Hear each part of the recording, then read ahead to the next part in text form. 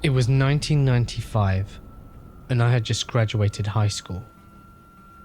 An old friend who I hadn't talked to in a while and I were hanging out, and I said, let's go to New Orleans. So we did.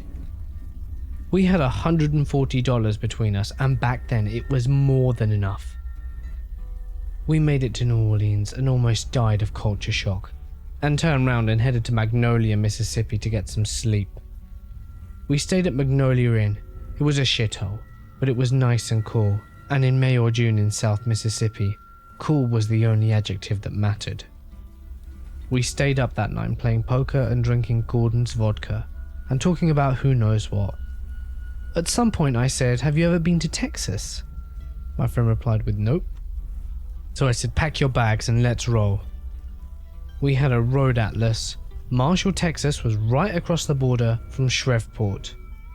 We arrived there and made a phone call to another friend who we were actually supposed to be staying with. Both of our mothers had called looking for us, and the only person that we knew who would be there was the buddy on the phone. It was no big deal. We'd be home in a day or two. Marshall was a decent town and home to the Fire Ant Festival. We stopped at a little barbecue joint, had a Coke, Smile, and some pulled pork. We looked at the map and decided to backtrack a bit and head up past Route 43 to Karnak and past Caddo Lake. We would eventually run to Highway 59, head to Tuxcana, and then back home. We left the barbecue joint and headed towards 43. It was dusk. Highway 43 wasn't lit very well either. My friend was driving and we were doing about 45 miles per hour. Any faster would have been reckless, even for a couple of dumb 18-year-olds. This road was dark, winding, and full of hills that ended in curves. There were also beady, glowing eyes on both sides of the road. You could hear the crickets and the bullfrogs over the sound of wind rushing. It was peaceful and creepy at the same time. The humidity was a real thing, tangible. The air was thick, and it smelled like pastures, hay and swamp. We drove for what seemed like hours, and it was after midnight that I saw a sign that informed me that Bivins was the next town up of any size. I was hypnotized by the yellow lines on the road. We hadn't seen another car in at least an hour. Very sleepy, I rolled down the window and lit up a cigarette. There was music coming from the radio. As I smoked my cigarette absent-mindedly, I flicked the ashes out the window, and I took one last puff, flickering the Camel short off into the woods. And then I saw it.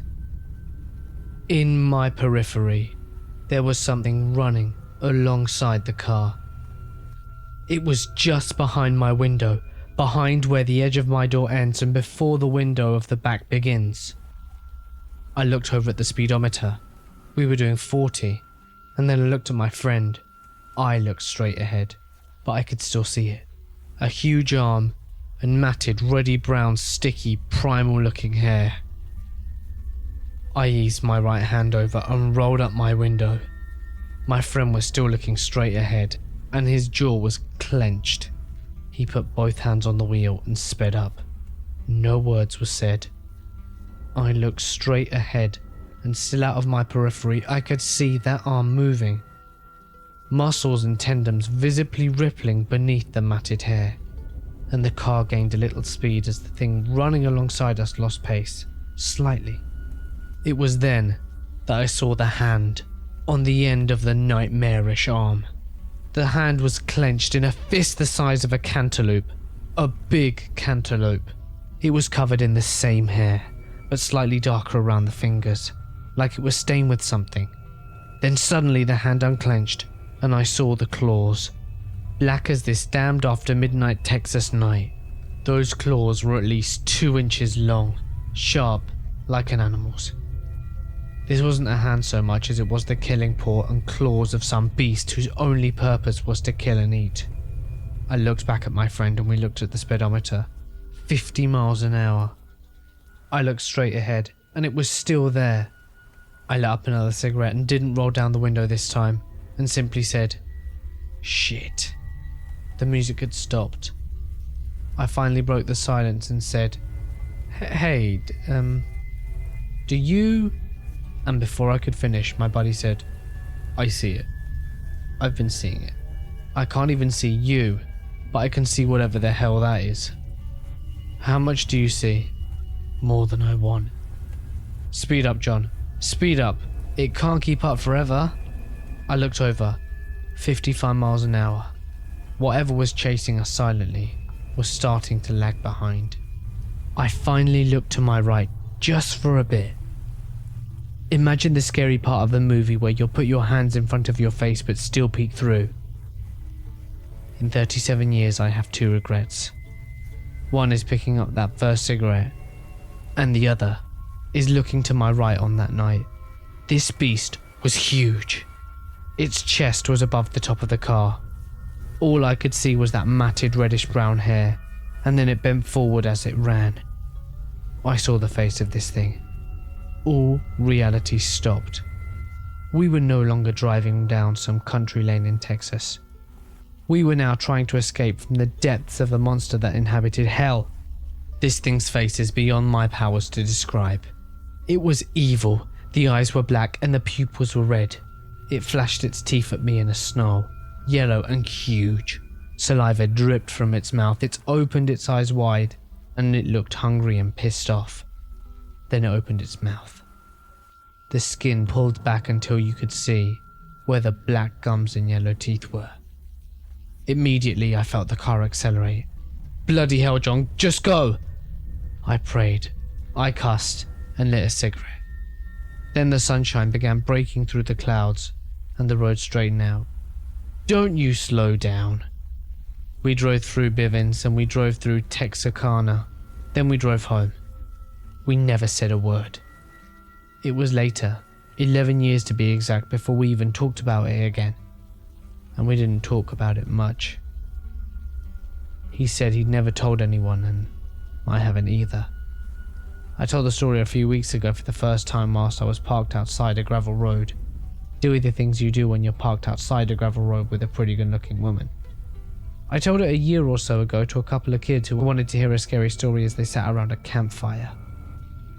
They didn't sleep for a day or two, but they asked me a dozen more times to tell them the story. I never told anyone until now that I did see its face.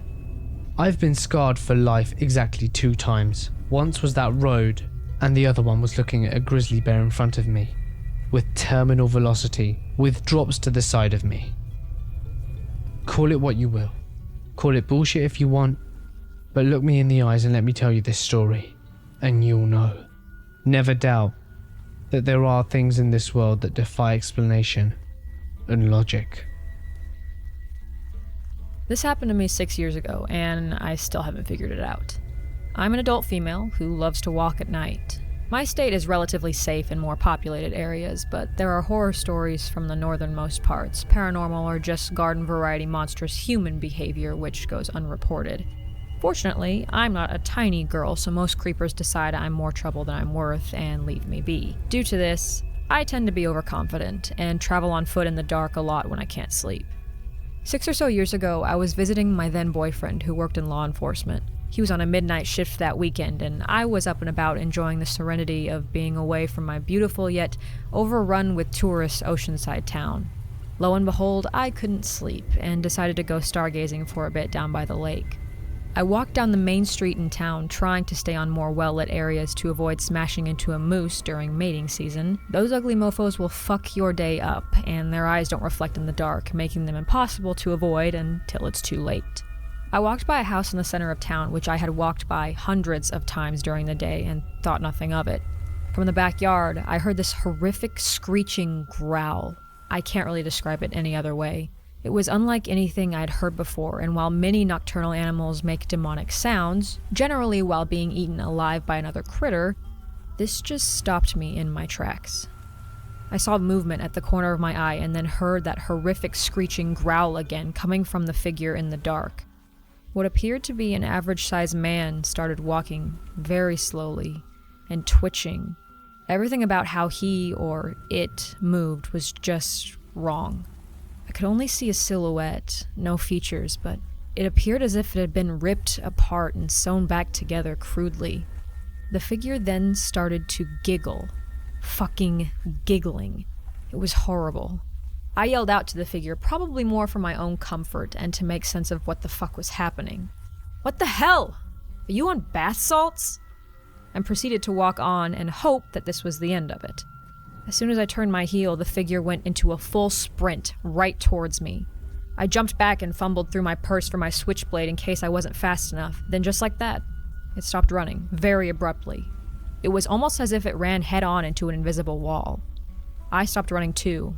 I know, curiosity will kill me someday. The figure was twitching and breathing heavily.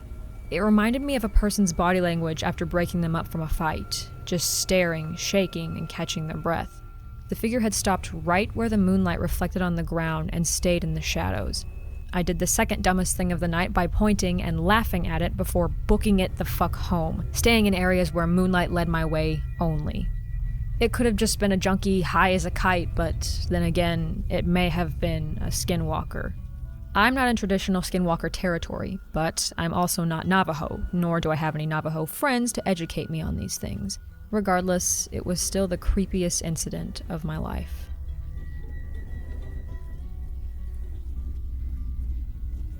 My grandpa lived in Myton, Utah, and he told stories about skinwalkers and how they could take the form of any animal or anyone you knew. I asked him one day if he'd ever met one, and he told me that he had. It was a very long time ago, before I was born, he said. He went on to say that he was young and foolish, that he went into the valley of the skinwalkers, a valley where life never enters, not even the crows, the guardians of death. They too fear the evil that lives out there, and he continued. He went there to show people that nothing evil existed in the valley, nothing but their fears, but that he was wrong. He went on to say that he had gone to the Skinwalker Valley in his old red truck, just to prove to everyone that what they thought they knew were just stories to scare them. When he reached the valley, the grass was black, as if it had been burnt but survived the fire. The trees looked dead, but they were alive. He told me that he had seen a house not far from where he stood. It was old and had the roof caved in. The door was gone, and so he started to walk towards it. There were strange markings on the side of the house. Animal skeletons were all around the place as if it were a sacred burial ground. Then he heard the voice of his long-dead grandmother. He heard her. The spirits were calling for him, for his life, for his skin, for his blood, for his soul. They were the lost souls, and they could change form from man to beast. They chased and scared him, and told him that they would never forget him. Whenever I visited my grandpa, he would show me something that was brand new, but would be broken the next day. These spirits would kill his animals, so he finally stopped keeping his dog outside. It got to the point where I snapped at him, telling him his stories were all lies. I told him to prove it. He turned around and pulled his shirt up. All I could do was gasp when I looked at his back. It was torn here and there. Not one part of his back was unmarked. There were wide claw marks, too straight and far apart to be made by humans. I started to cry. I remembered my mother running in to see what was the matter. She screamed and ranted at my grandfather as she held me, but he did nothing but stare at the field across the road from his house. She finally gave up and carried me inside, but as I looked over my mother's shoulder, I saw it. A large black dog with white eyes. It was watching my grandpa and he was watching it, as if it was waiting to attack him. It never did, and I never saw the dog again. My grandpa died 2 months later. The doctor said his heart gave out, but I knew that was a lie. His arm had fresh claw marks, and that was 42 years ago. Never look a skinwalker in the eyes. It will never forget you. If you do, sooner or later it will have you. You can fight and refuse to give in to the skinwalker's power. But if that's the case, then I hope you're not afraid to die. My dad kids around, but doesn't bullshit stories. He told me a story about a creature he saw once, something I believe was a skinwalker. This was in the very early 80s in late fall, before I was born. My sister had come down from Toronto to visit with my parents. She left sometime a little after 9 p.m., but roughly 7-ish miles away from home, her car broke down. At least she broke down in front of a family friend's house, and they said she could use their phone. She called Dad, and he came down and picked her up. The friend said that she could just leave her car in the driveway until the next day. She decided to stay at our parents' for the night and head out in the morning. As they're coming back home, it's now a little after 10 p.m. While driving through a particularly wooded spot, they hear a loud, fucking inhuman scream. It was so loud it drowned out the radio, the engine, even their voices for the split second that it happened. Dad slammed on the brakes and they started freaking out. What the fuck was that noise when suddenly something appeared at the edge of the car's lights on the side of the road? It was a coyote, at least 7 feet tall, and it was walking on its hind legs. It had a black and white striped tail. It walked across the road in front of the car. Then, once it disappeared across the road, they heard that scream again, only far louder than the first time, and they got the fuck out of there. Hey guys, it's Mort here, and thank you so much for listening. So, that's 4 stories. To get all 7, follow me over to Kaylee Elise's channel. She is an awesome content creator, and you should definitely check out some of her other videos and subscribe. So what are you waiting for? My favorite story is coming up. See you there. I was asleep in my bed facing away from the door, and in the dream I woke up for some reason, and a calm, unisex voice told me that I was being watched. I peered over my shoulder and saw a black mass of a man lying on the ground in front of the bed. A black mass of an older woman with visibly tangled, messy hair was in the doorway, facing my direction. She noticed that I knew they were there, and she backed into the shadows like she was trying to hide her face.